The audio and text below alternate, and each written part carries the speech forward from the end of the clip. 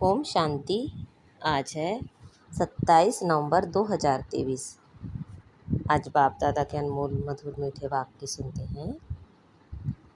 मीठे बच्चे, दिन में शरीर निर्वाह अर्थ कर्म करो, रात में बैठ ज्ञान का सिमरण करो, बाप को याद करो, बुद्धि में स्वदर्शन चक्र फिराओ तो नशा चढ़ेगा। आज की मुरली से प्रश्न है, माया किन बच्चों को याद में बैठने ही नहीं देती है? उत्तर, जिनकी बुद्धि किसी न किसी में फंसी हुई रहती है, जिनकी बुद्धि को ताला लगा हुआ है, पढ़ाई अच्छी रीति नहीं पढ़ते हैं, माया उन्हें याद में बैठने नहीं देती। वह मन मनाभाव रह नहीं सकते, फिर सर्विस के लिए भी उनकी बुद्धि चलती नहीं। श्रीमत पर ना चलने के कारण नाम बदनाम करते हैं, धोखा देते हैं और सजाएं भी खानी पड़ती है। आज मुरली में गीत बजा है, तुम्हारे बुलाने को जी चाहता है। ओम शांति। बच्चों ने गीत सुना, गॉड फादर को ही बुलाते हैं, श्री कृष्ण को नहीं। बाप को कहेंगे आओ, फिर से कंसपुरी के बदले कृष्णपुरी बनाओ। कृष्णपुरी को तो स्वर्ग कहा जाता है, यह कोई भी जानते नहीं, क्योंकि श्री कृष्ण को द्वापर में ले गए हैं। यह सब भूलें शास्त्रों से हुई हैं। अभी बाप यथार्थ बात समझाते हैं। वास्तव में सारी दुनिया का बाप गॉड फादर है। सबको उस एक गॉड को ही याद करना है। भल मनुष्य क्राइस्ट, बुद्ध अथवा देवताओं आदि को याद करते हैं। हर एक धर्म वाले अपने धर्म स्थापक को याद करते हैं। याद करना शुरू होता है द्वापर से। भारत में गाया हुआ भी है, दुख में सिमरण सब करे, सुख में करे ना कोई। बाद में ही याद करने की रस्म पड़ती है, क्योंकि दुख है। पहले पहले भारतवासियों ने याद शुरू किया। उन्हों को देखते दूसरे धर्म वाले भी अपने धर्म स्थापक को याद करने लग पड़ते हैं। बाप भी धर्म स्थापन करने वाला है, परंतु मनुष्यों ने बाप को भूल श्री कृष्ण का नाम डाल दिया है। लक्ष्मी नारायण के धर्म का उन्हें पता नहीं है। याद तो ना लक्ष्मी नारायण को ना श्री कृष्ण को करना है, याद एक बाप को करना है, जो आदि सनातन देवी देवता धर्म की स्थापना कर रहे हैं। फिर जब यह भक्ति मार्ग में शिव की पूजा करने लगते हैं, तो समझते हैं गीता का भगवान श्री कृष्ण है। उनको याद करते हैं। उन्हों को देख वह भी अपने धर्म स्थापक को याद करते हैं। यह भूल जाते हैं कि यह देवता धर्म भगवान ने स्थापन किया है। हम लिख सकते हैं कि गीता का सरमोनाइजर श्री कृष्ण नहीं, शिव बाबा हैं। वह है निराकार। यह वंडरफुल बात हुई ना। किसी के पास भी शिव बाबा का परिचय नहीं है। वह स्टार है। सब जगह शिव के मंदिर हैं, तो वह समझते हैं कि इतना बड़ा है, अखंड ज्योति तत्व है, परंतु वह तो महतत्व में रहते हैं, जहाँ आत्माएं रहती हैं। आत्मा का रूप बरोबर स्टार मिसल है। परम पिता परमात्मा भी स्टार है, परंतु वह नॉलेजफुल बीजफुल होने के कारण उनमें ताकत है। आत्माओं का पिता बीज परमात्मा को कहेंगे। वह है निराकार। मनुष्य को तो ocean of knowledge, ocean of love कह ना सके, इसलिए समझाने वाले बच्चों में अथॉरिटी चाहिए, जिनकी बुद्धि विशाल हो। तुम सब में मुख्य है मम्मा। वंदे मातरम भी गाया हुआ है। कन्याओं द्वारा बाण मरवाए। अधर कन्या, कुंवारी कन्या का राज कहाँ है? नहीं, सिर्फ मंदिर से ही सिद्ध होता है। जगत अम्बा भी बरोबर है, परंतु वे जानते नहीं कि वह कौन है। बाप कहते हैं, मैं ब्रह्मा मुख कमल द्वारा रचिता और रचना के आदि मध्य अंत का राज बताता हूँ। ड्रामा में क्या है, यह मनुष्यों की बुद्धि में आना चाहिए। यह बेहद का ड्रामा है। इसके हम एक्टर हैं, तो ड्रामा के आदि मध्य अंत का राज बुद्धि में रहना चाहिए। जिनकी बुद्धि में यह रहता है, उन्हें बहुत नशा रहता है। सारा दिन शरीर निर्वाह किया, रात को बैठ स्मृति में लाओ। यह ड्रामा कैसे चक्र लगाता है। यही मन मनाभव है, परंतु माया रात को भी बैठने नहीं देती है।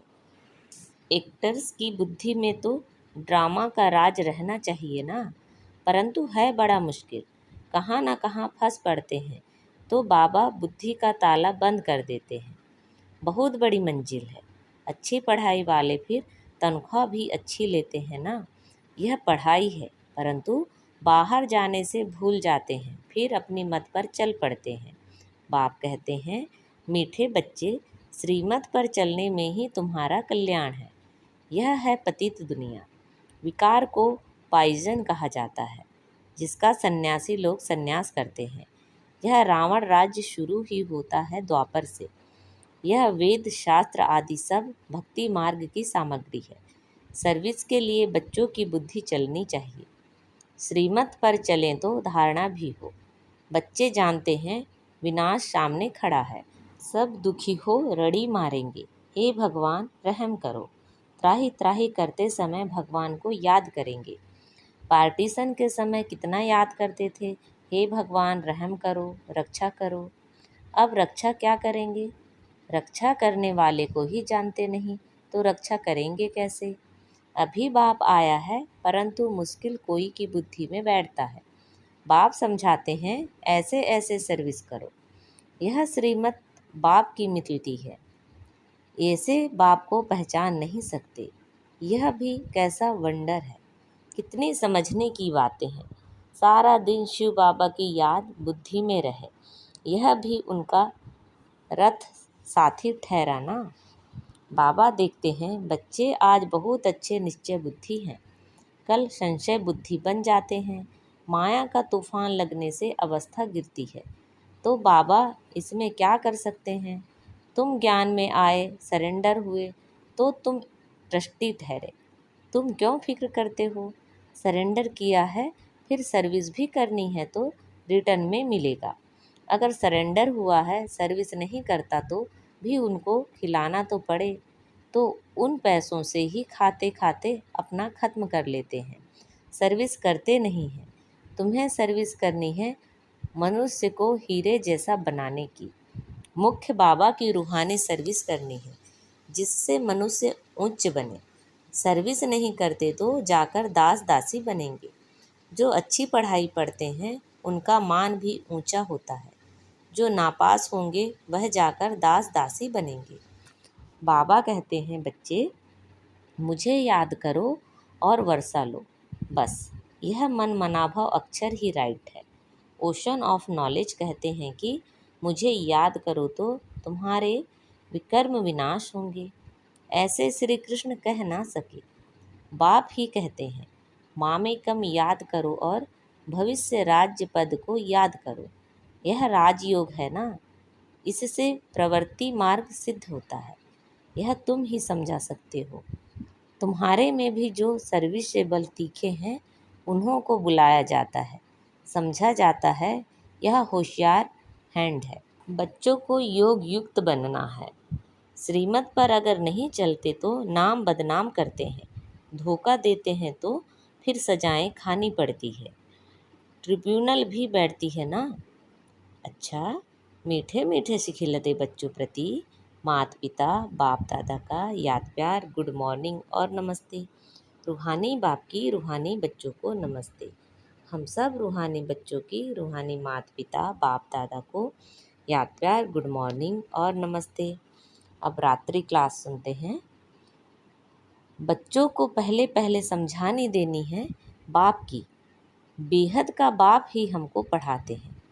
गीता पढ़ने वाले श्री कृष्ण को भगवान कहते हैं। उन्हें समझना है कि भगवान तो निराकार को कहा जाता है।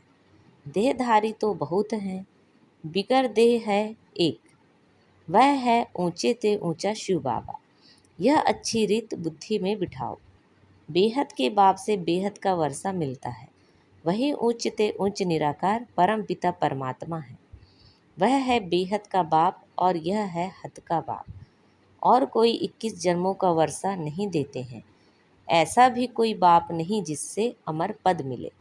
अमर लोक है सतयुग, यह है मृत्यु लोक। तो बाप का परिचय देने से समझेंगे बाप से वर्षा मिलता है, जिसको दैवी स्वराज्य कहा जाता है। वह बाप ही देते हैं। वही पतित पावन गाया जाता है।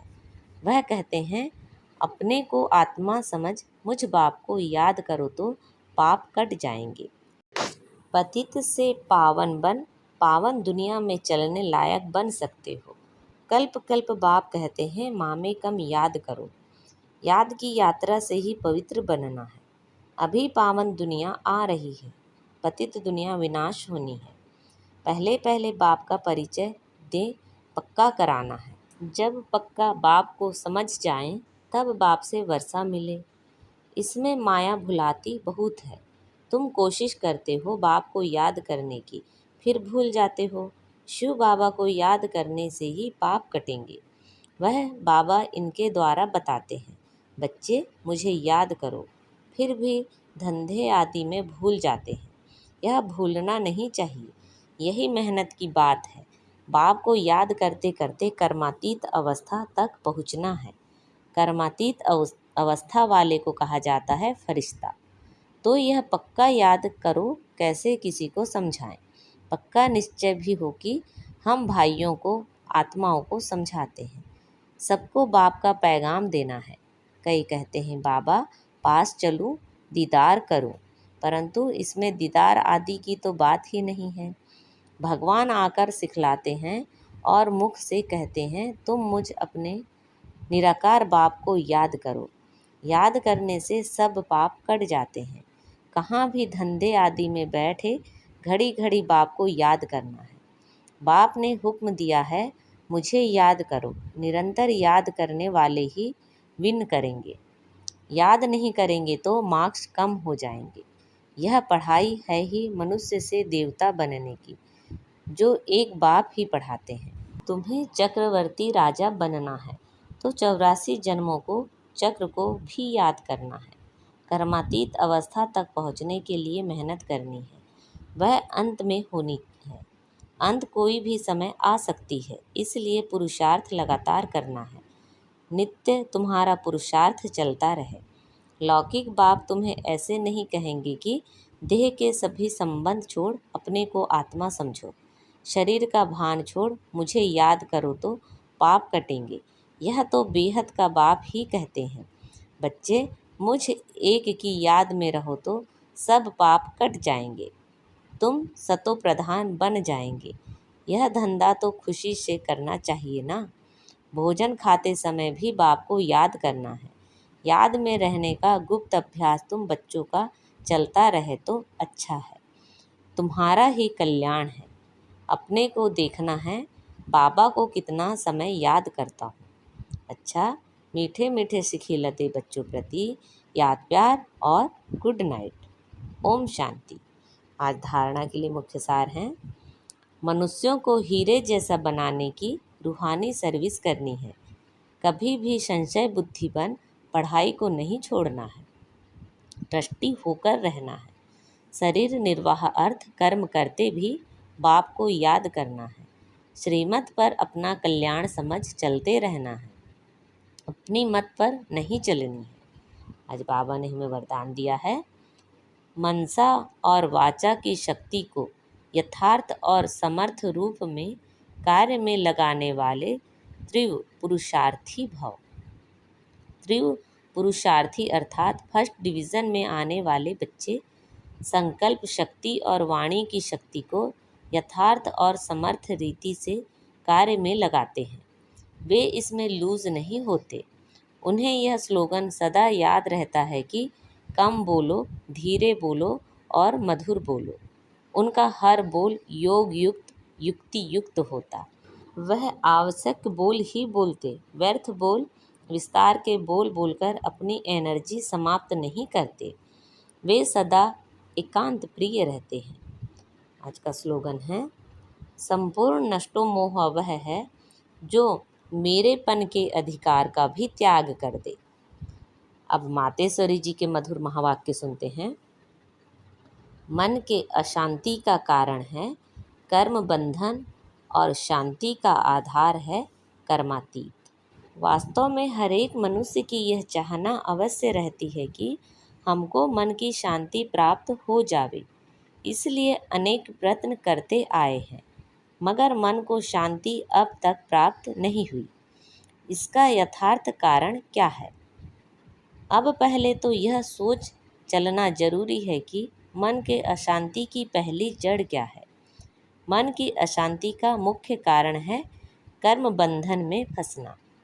जब तक मनुष्य इन 5 विकारों के कर्म बंधन से नहीं छूटे हैं, तब तक मनुष्य अशांति से छूट नहीं सकते। जब कर्म बंधन टूट जाता है, तब मन की शांति अर्थात जीवन मुक्ति को प्राप्त कर सकते हैं। अब सोच करना है, यह कर्म बंधन टूटे कैसे और उसे छुटकारा देने वाला कौन है? यह तो हम जानते हैं। कोई भी मनुष्य आत्मा किसी भी मनुष्य आत्मा को छुटकारा दे नहीं सकती। यह कर्म बंधन का हिसाब किताब तोड़ने वाला सिर्फ एक परमात्मा है। वही आकर इस ज्ञान योग बल से कर्म बंधन से छुड़ाते हैं। इसलिए ही परमात्मा को सुखदाता कहा जाता है। जब तक पहले यह ज्ञान नहीं है कि मैं आत्मा हूँ, असल में मैं किसकी संतान हूँ, मेरा असली गुण क्या है, जब यह बुद्धि में आ जाए तब ही कर्म बंधन टूटे। अब यह नॉलेज हमें परमात्मा द्वारा ही प्राप्त होती है। गोया परमात्मा द्वारा ही कर्म बंधन टूटते हैं। अच्छा, ओम शांति।